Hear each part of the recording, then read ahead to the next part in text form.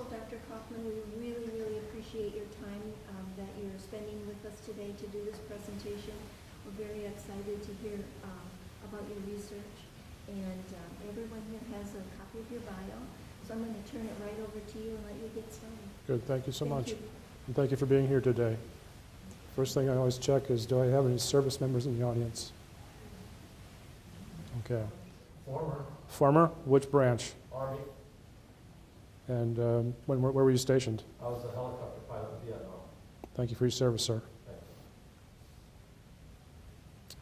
So I'm going to start with this gentleman, James Edward Hanger. It was in the 1860s. He was a student in college, and he decided that there was a war on and that he would participate in the war. What war was there in 1860? Civil War, correct. So he has the distinction of being the first amputee of the Civil War. He got hit by a cannonball and lost his leg above the knee. He's probably fortunate to be the first amputee because at that time they didn't know about antiseptic techniques. So there was a lot of people that died of infections, but he didn't. He went home, and I'm told that he disappeared into his home for a couple weeks, and he came out and he had made himself a prosthesis for his amputation. And this was the first articulated above-knee prosthesis that was developed. And it did so well that the government contracted with him to make prostheses for veterans of the Civil War. And this is the first time that the government actually provided prostheses to veterans. Now, James Edward Hanger started a company called J.E. Hanger. And that company is still in existence today. And there's more than 800 sites throughout the U.S. where you can go to a J.E. Hanger facility. It's now called Hanger Clinic, and get care for your amputation or get a prosthesis. And there's actually one of those facilities here in Rochester, Minnesota. Now, we've heard a lot about the war, the recent war, and the statistics are that if you were hit in battle in the World War II, there was 1 chance in 3 that you would be a mortality, and that really didn't change in the Korean War or the Vietnam War or the Gulf War. It did change in the Iraq War, and now the chance is 1 in 8, or double the chance of surviving in case you're hit in combat, because of the Kevlar vests and helmets. Because of the protection to the torso and the head, now most of the injuries are to the extremities. And so we have a lot more amputees because of that. And so we think of that and we hear about that. But the reality is that there were more amputees in the Civil War. About 12% of the battle injuries in the Civil War were amputations. And now, with the global war on terror, it's about 3.5%. So it's less than the Civil War, but more than other wars because of the Kevlar vests and helmets. There have been about 1,500 major amputations due to the war. That is, individuals losing 1 limb or multiple limbs. And to put that in context, there's about 3,500 amputations per week in the United States. So there's a lot more amputations weekly in the civilian world than there was from the war, but these injuries are much more devastating. And this just basically shows that there was a peak in the Operation Iraqi Freedom, and then there was a peak in the Operation Enduring Freedom, but those were 2 different peaks. In Iraq, the people were typically in armored vehicles or in Humvees. And so if an IED, an improvised explosive device, was ignited, that the person had some metal around them and they were protected. When the war went to Afghanistan, it's mountainous, and so the individuals were on foot patrol when an IED went off. And so the injuries were much more devastating. It was not uncommon to lose both legs and the arm of the non-dominant arm. That's because that's the arm that was holding the weapon. So it's not uncommon for them to have lost both legs above the knee and the non-dominant arm. So those statistics don't tell the whole story. So if we look at the sites of amputation, there's about an equal number of individuals who lost a leg below the knee, above the knee, or are individuals that had multiple amputations, and those on the order of 20% each. And so, so it was typically a lower extremity injury or lower extremity plus upper extremity injury. Now, if you had an amputation in the 1980s, only about 2% of the people went back to active duty. 30 years later, the return to duty is about 20%, and of that 20%, about 1/4 of those, that is about 5%, actually go back to theater. So the technology has changed, the way we do rehabilitation has changed, and there's a lot more people going back to active duty than there were before. So the prostheses changed, and so I'm showing you a Civil War prosthesis, a prosthesis after the Vietnam War, and a prosthesis of about 10 years ago.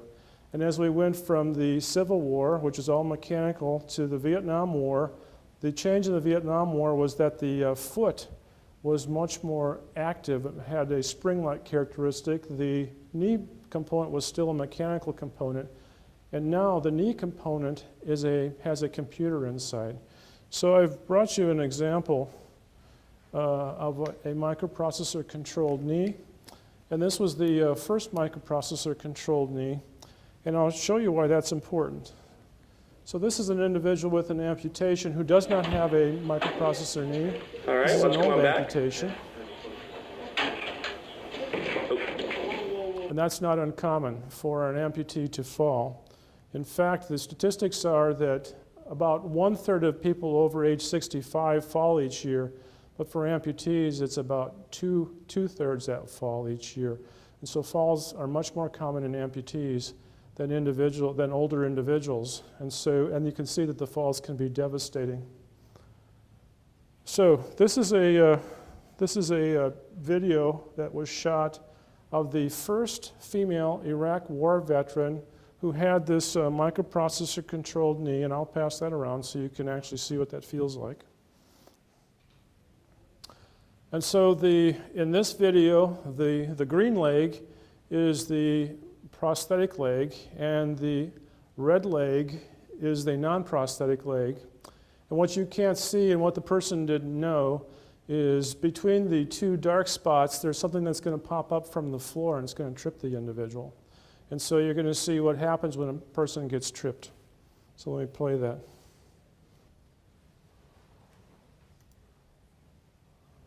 So the person's walking along. They don't know that they're about to be tripped. They hit the object, and now you see what they do when they get tripped.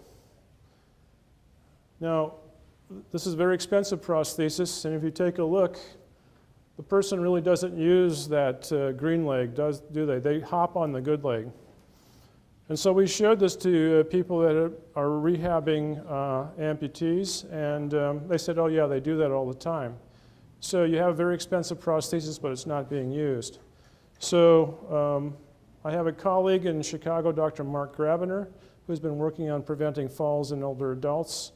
And we combined efforts with the folks at the Naval Medical Center in San Diego and the Naval Health Research Center to try and develop ways to improve or reduce falls in amputees.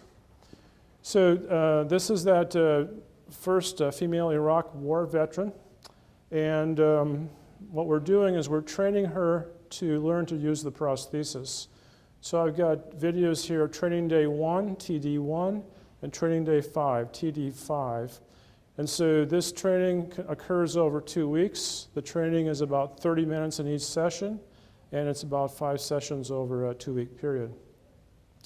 And so she's standing on a treadmill, and then at a time unknown to her, the treadmill takes off. So you can imagine if you're standing there and all of a sudden the floor moves under you, it's like you're standing on a carpet and all of a sudden they pull the carpet under you and you're going to fall unless you do something. And so she's learning what to do. And you can see that she was trying to favor her good leg.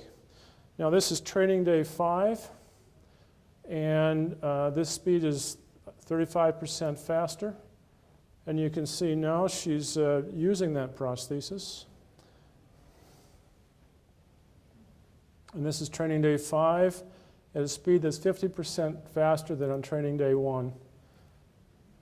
And now she's able to avoid falling by learning what to do. So that's the concept. And to assess that concept, we put people into a virtual environment. So that means that for them, they look like they're walking down a path. But they're actually in a very big room, and the room is surrounded by a screen that shows the path they're walking down. And so they're actually walking on a treadmill with a safety harness. And we're going to trip them to see if we can to assess the effects of training. So we test them before we train them, and then we test them again to see if we've made a difference in their life. And so the person sees this scene that they're walking down, the path they're walking down. What we see is a computer screen, because we're controlling everything that's happening to them. We're controlling how the treadmill is moving, we're controlling the screen, and if we want, we can actually have a bird fly through the screen as well. But, so this is going to be a video that's going to show before training. So you see the individual walking along the pathway. You can see the pathway flowing past him, and we trip him, and he falls.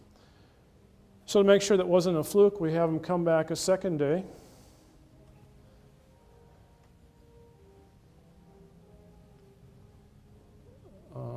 So this is not working. That's not good. Let's try again. So we trip him on first day. And then he comes back, hopefully. And that's day 2. And we trip him again. Same results. Now we take him to the Naval Medical Center in San Diego. And we do 6 training sessions over 2 weeks. Each training session is about 30 minutes. First of all, we start by just moving the treadmill a little bit and having him take a step and learn how to put load on that prosthesis. So once we do that, then we have the treadmill take off faster. So now he has to take multiple steps to avoid falling. And if you look real close, if he didn't do anything, he would be horizontal.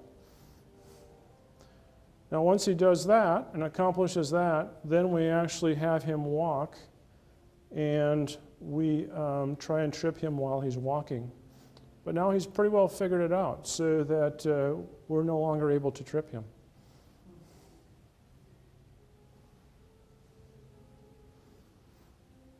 Once we've done this training, then we take him back to the same environment. We give him the same disturbance, and we see if he's learned how not to fall. And in fact, now we can no longer cause him to fall. Of all the individuals that we have tested and trained, only 2 of them did not fall before the training.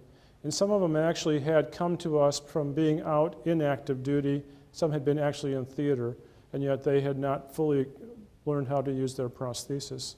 Following the training, none of them have fallen.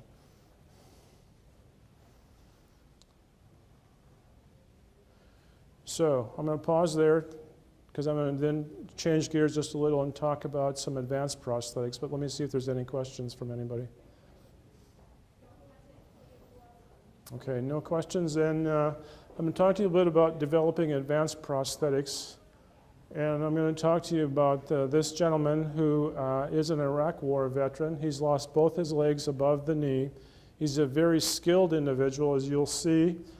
And he's been using this advanced prosthesis for 4 years. He came here to work with us because we were testing a beta test of a prosthesis that was being developed.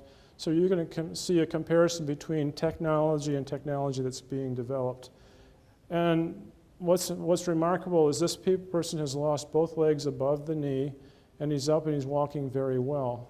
And the data shows that in Vietnam, vets, after 30 years, only about 1 in 5 were walking, and they were walking a very limited amount, about 7 hours a day. So the fact that he's up and walking and doing very well is a testimony to the technology and to the individual. So this is him walking in the laboratory, and you can see that he does very well. So this is the existing technology, and then what you'll see here now is the newer technology. And there are some features that I won't go into, but basically this is the more advanced technology. And it looks the same to me, because it basically is the same for level walking. So we increased the difficulty by having him go up and down ramps. So we tested him on ramps of 5, 10, and 15 degrees, and I'll show you the 15-degree ramp. So now he's going to walk up the ramp, and then he's going to walk down the ramp. Now bear in mind, he has no muscles, just his hip control. And you'll see him do quite well here as well. So he's doing very well there. So let's make it a little more difficult. Let's have him go up and down stairs. Now these are 7 steps like you would encounter in everyday life. And the difference is these steps are instrumented so we can see what forces that he's generating while he walks. And the handrail is instrumented so we can measure how hard he's pulling on the handrail to go up and down the steps. And there's one more thing that I'll point out. In the new technology, it's set up so that if you're going to go up a step, if you flex your hip real fast, it'll go, oh, I know I'm going up a step, and it'll adjust the prosthesis so you can load the prosthesis as it goes up and down steps. So you'll see that now. So here he's going up and down stairs. Now with the old prosthesis, he just keeps it locked to go upstairs. And coming down, he allows the prosthesis to flex. The computer inside adjusts the stiffness of the knee so that he can go down the stairs. So now you see, with this new technology, he can go up the stairs with a flexed knee. And coming down is actually the same. Here you see that the technology wasn't quite working for him.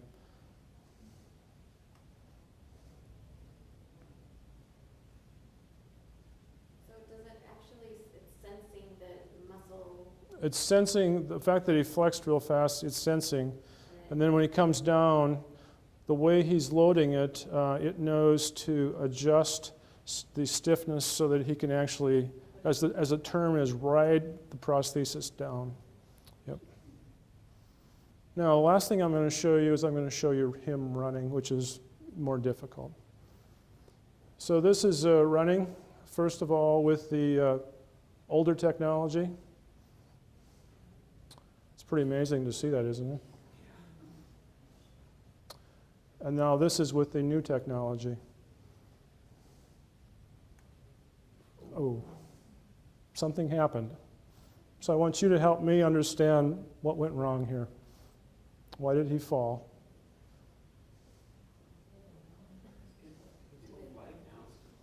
His leg did what? His toe was still pointed. Yeah, okay, so if you watch here, you see here the leg comes forward. The next step, the leg does not come forward. It thinks he's going upstairs, and it doesn't bend. So this just shows how difficult, how much we program ourselves that you have to put into a computer if you're going to program what we're going to do in everyday life.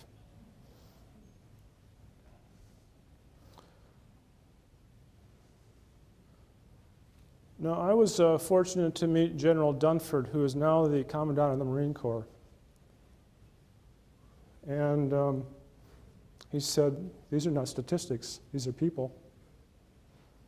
So, all too often, we talk about statistics, but these are people.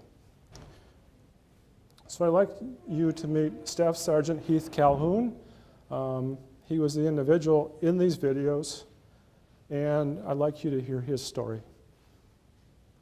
He was serving in Iraq when it happened. A rocket ripped through the truck Staff Sergeant Heath Calhoun was riding in. The explosion blew off both legs above the knees. Unfortunately, this scenario is not uncommon for soldiers in combat. What's amazing is that technology is helping many of these soldiers walk again. Sergeant Calhoun is teaming up with researchers at Mayo Clinic to help make prosthetics even better. I looked down and could see that my uniform was torn pretty bad and I was bleeding pretty badly. When I woke up after surgery, I had a doc come in and tell me that both legs were gone. Now, Staff Sergeant Heath Calhoun has new legs, computerized prosthetics that allow him to walk, run, even play golf. It's very, very important to me to be able to get back to life. Sergeant Calhoun is at Mayo Clinic to test the new generation of prosthetics that will hopefully allow people who've lost their legs to function as normally as possible. For people who have bilateral above-knee amputations, a 25-year follow-up of Vietnam veterans showed that only 22% of them were actually up and walking with prosthetics. Dr. Kenton Kaufman says that's often because it's a challenge to learn to walk with 2 above-knee amputations, even for athletic people like Sergeant Calhoun. It was very difficult. I struggled with strength in my limbs to move these heavy new prosthetics, and I struggled with the balance. But over time, it got easier. The prosthetics he learned to walk on work well, but they still have limitations. For example, with the old style legs, I was walking up. I'd just walk up, I'd throw my leg up stiff and come across it. With the new ones, I can bend the knee like that. Computerized legs are smart. They can sense when to lock or when to swing freely.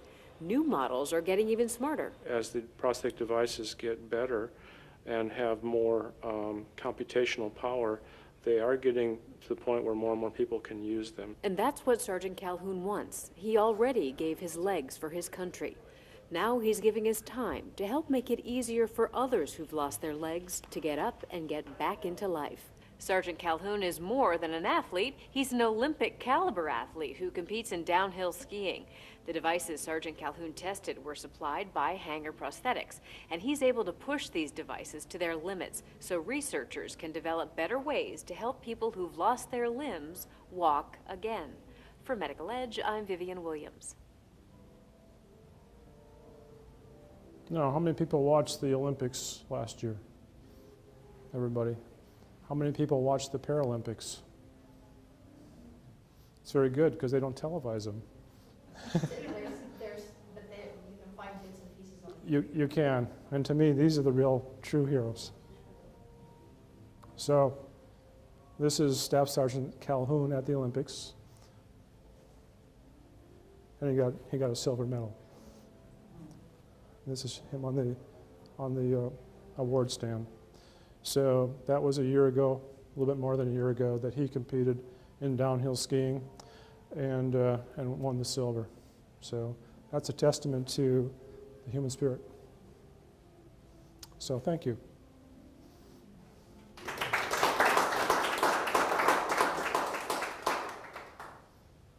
Questions? Yes, so what's the next big thing on the horizon? Is it mechanical? Is it software to take advantage of things? You know, where's the next big one? So what's been worked on now is the prostheses are passive, and so the control of them is built into the computer on the prosthesis.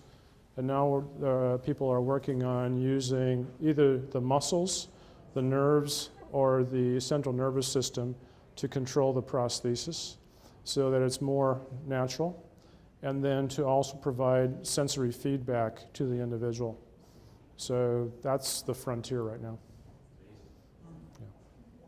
Is that going to come about by a connection, or is it just going to be a plate or something that rubs on the skin and can sense, you think? Yeah, so the 3 ways that you can control a prosthesis is pick up the electrical activity from muscles close by. That's number 1.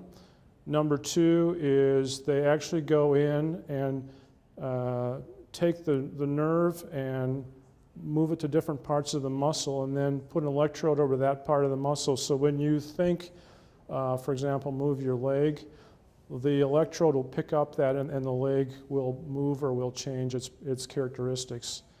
And the 3rd way is to actually put a cuff around the nerve. And the 4th way is to put something on the brain. So each one is a little bit more invasive and probably provides a little bit more capability. What kind of to like prosthetics, Yeah. what kinds of, do they get, what sensory do they get that their legs are working? Do they have to, do they look down to make sure that they are where they need to be, or Yeah. do they just learn to trust them So- over time, or do they feel something? Right, that's a really good question.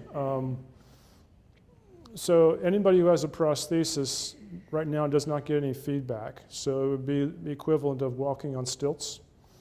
And so with the newer prostheses, with the microprocessor controlled prostheses, you're less likely to stumble and fall. So that's a big improvement. But with the older prostheses, the amputee always had to look down to make sure that they didn't hit a little crack in the sidewalk or something that was uneven, because that would cause them to fall. Now, if it was a man who had the amputation and that person was married and they were going out with their spouse to go for a walk, they're always looking down at the ground to make sure that they don't fall. And now they can look up and don't have to worry about that anymore. And what the lady will say is, now he listens to me. All right? Because before he's always thinking about what's there versus what the person is saying to me. That's right.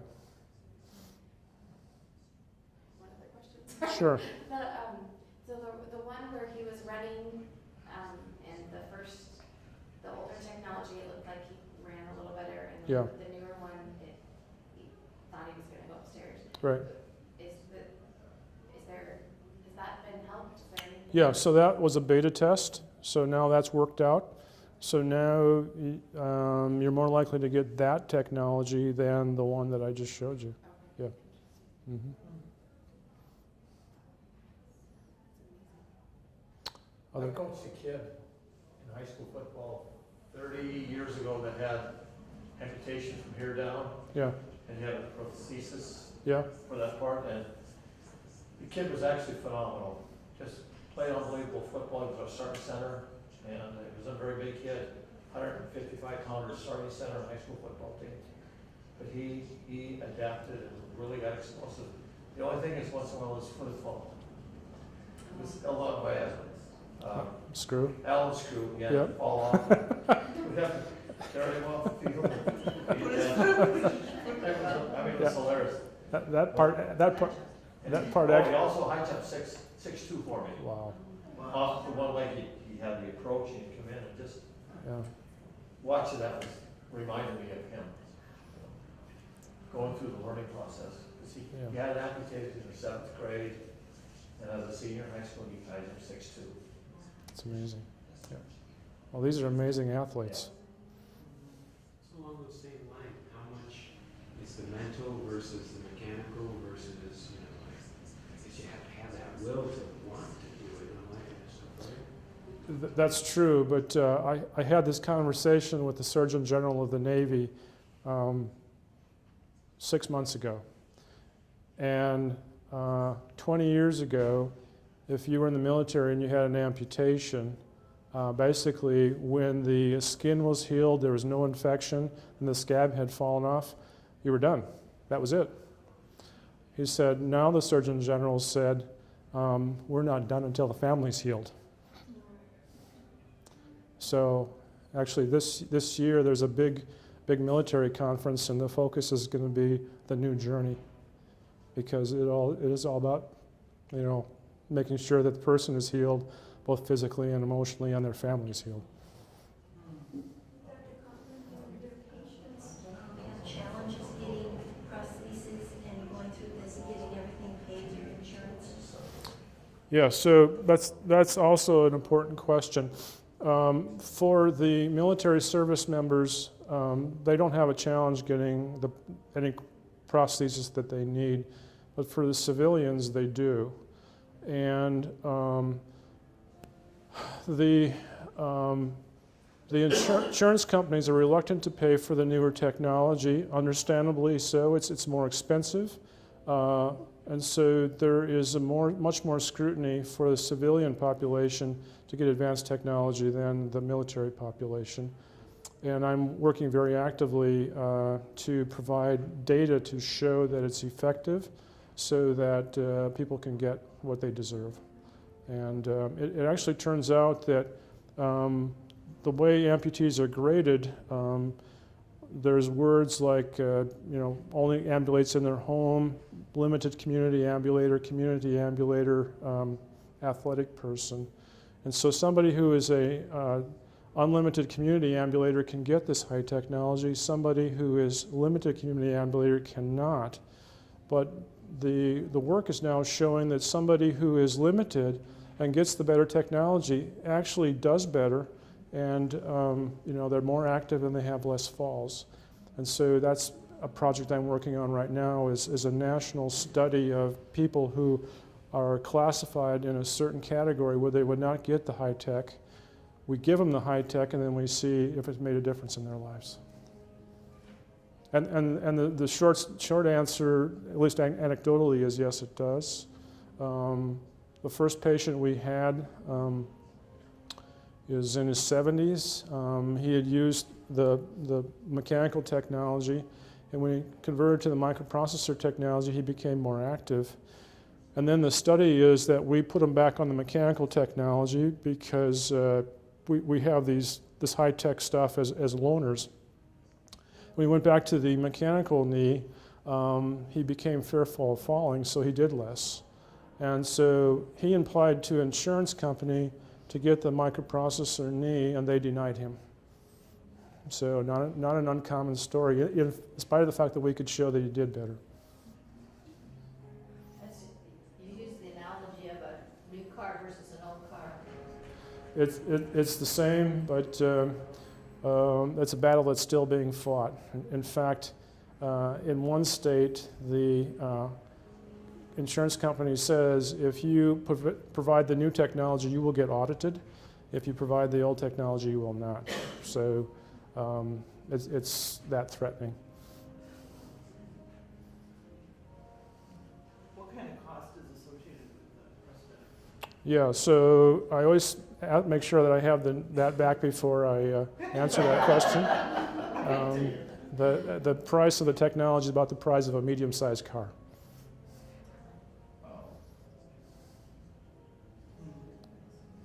So without insurance, everyone, you need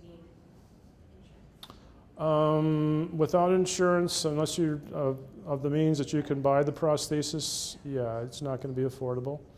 Yeah.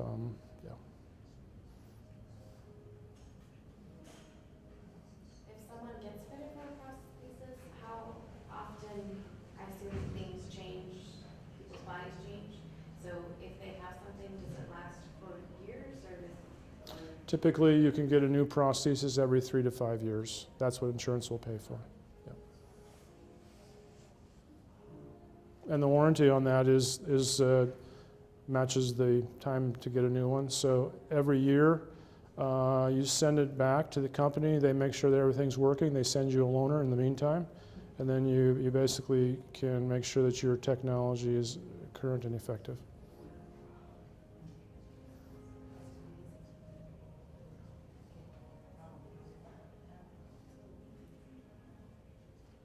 Okay. Thank you. Thank you.